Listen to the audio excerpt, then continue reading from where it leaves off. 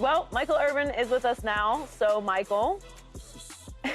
True to the theme, all week, conflicted, here again. Conflicted?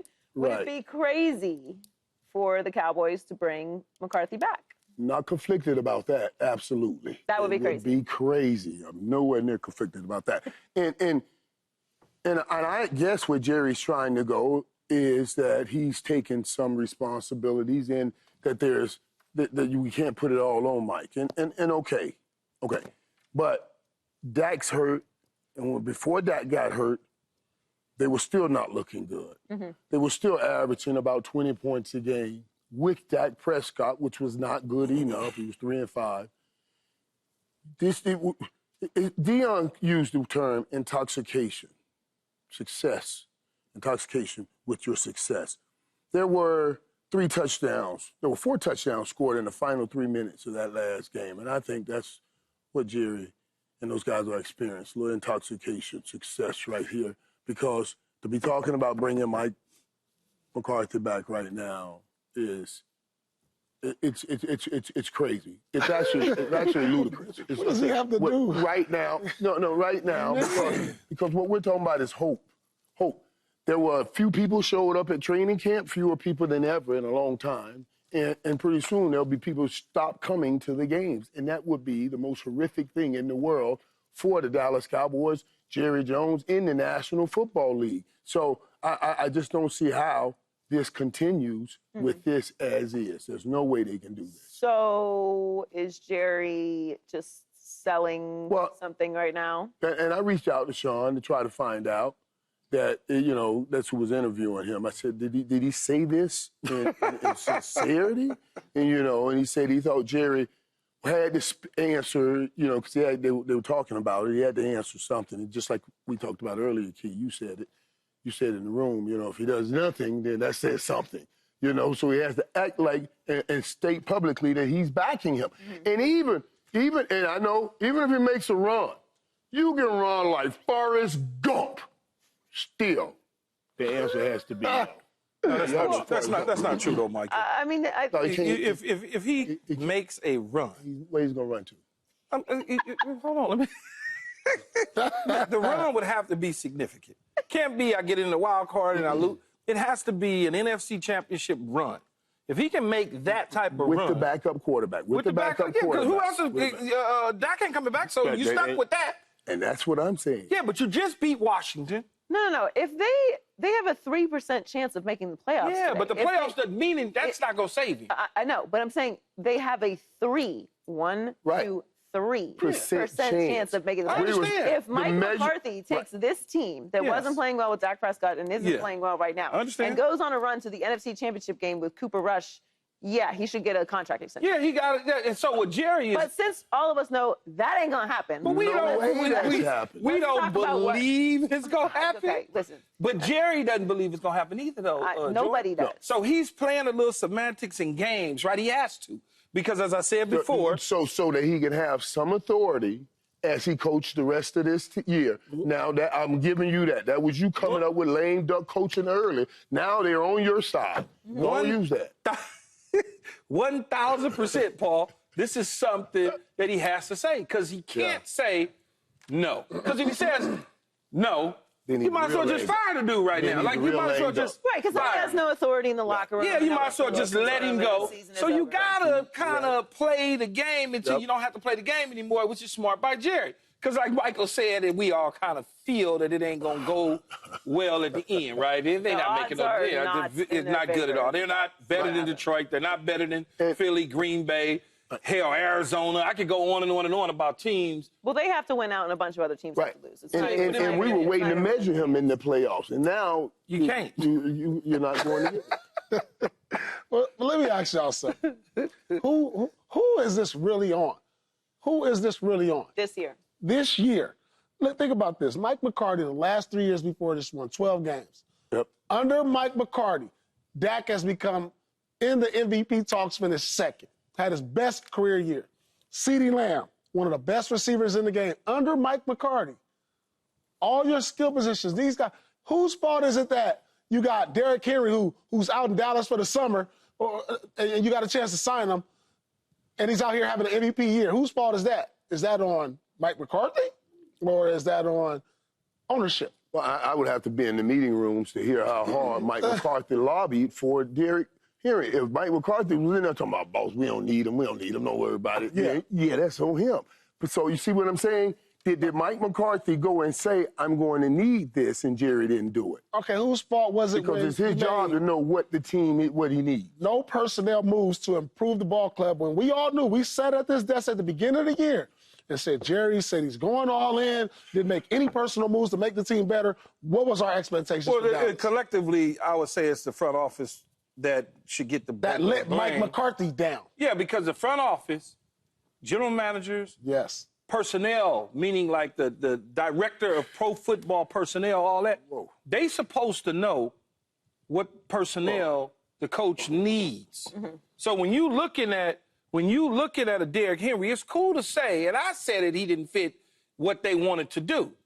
Saquon Barkley fits the West Coast system, a variation of the West Coast system, more than Derrick Henry.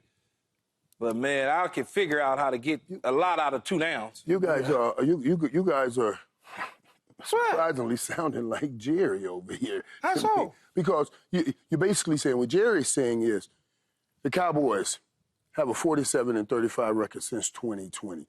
That's 9th best in the league, right? So Jerry's calculation is saying, I got a top 10 coach. But nobody's measuring anything by regular season wins. We are measuring by what you do in the playoffs. And to your point, you want to blame Jerry for this year, saying he doesn't have enough players on the field this year. Then hell, Mike, what you do the last 3 years when you had enough players, you went 12-5 and you couldn't get through that gauntlet. Then who do I put that on, Jerry? So or do I put that back on Mike? Do I have a quarterback?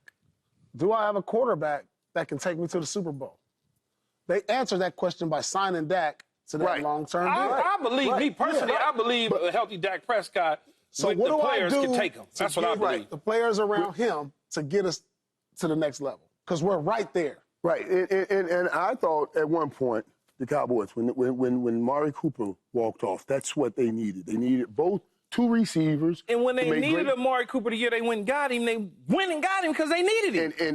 And they took off. Back then, that was when Jerry was trying to put any receivers on the field, and they were horrible. Then they went and got Amari Cooper, and things took off.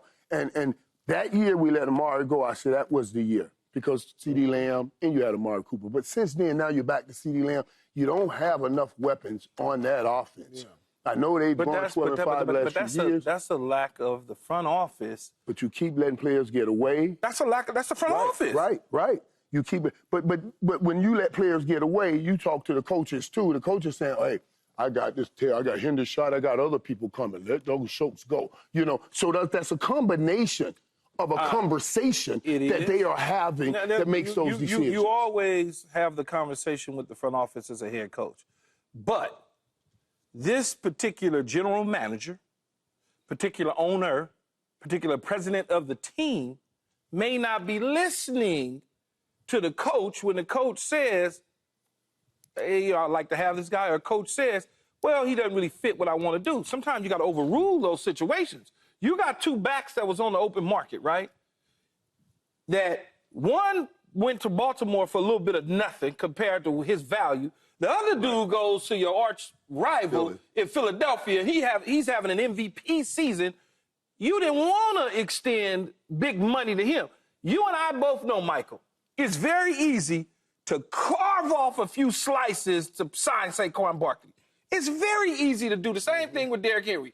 If I wanted to do that, if I wanted to do it. No doubt. It's easy. If you were gonna extend, it's just not serious. Like, but he has to say something. No, he does have to say something because he doesn't have to do a radio show. Okay, like we've normalized this, and no other owners do this. So if you're going to go on the radio show, then you have to say something, but he's right? A different owner. I understand. But what I'm saying is the other owners do not have to address this because they do not have radio shows. Jerry Jones does. So he is the outlier to the situation. Okay, so you have the radio show, so you have to answer this question because you have put yourself in the position to have to answer this question about your coach mid-season. So which you have no choice but to say something that is empowering about him. Otherwise, what's the point in keeping him? Because they still have football to play, and you still want people to come to the games, and you still want us to talk about the Dallas Cowboys, because you can't just want the team to listen to it. And you still want them to listen to the coach.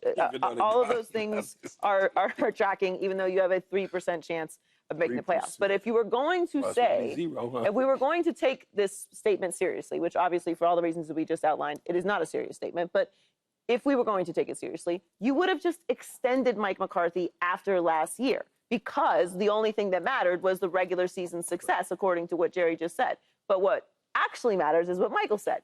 They have won 12 games year after year after year. Right. You did have an unbelievable roster last year. You had 9 All-Pros. Well, you can't be better than that. And you won that. You had maybe all that was Shane.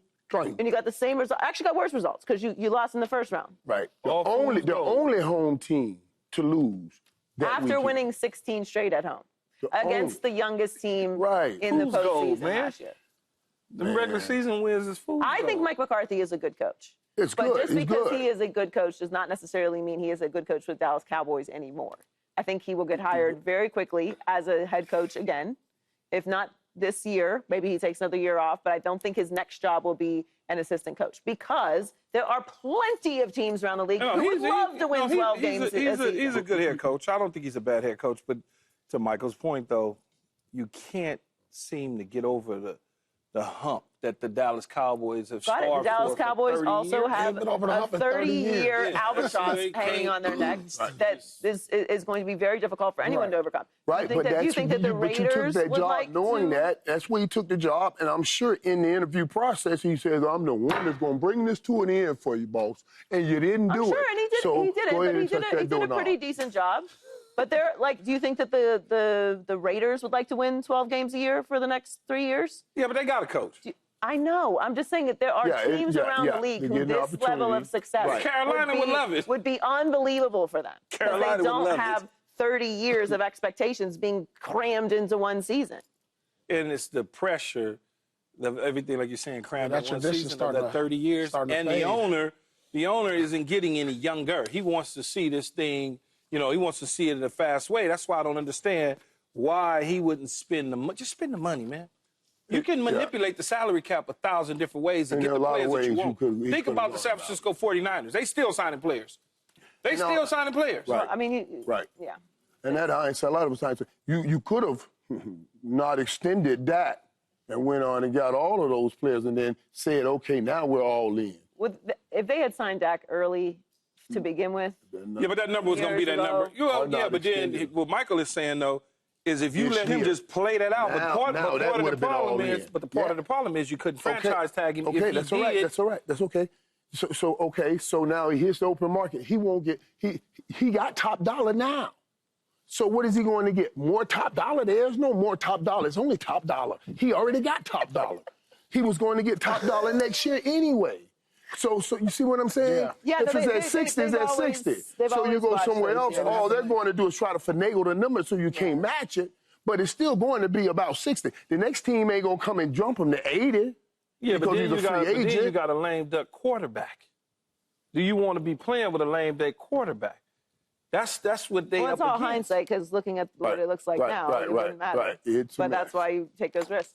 Subscribe here to get the latest from Speak, and go watch a few segments from our other shows on FS1.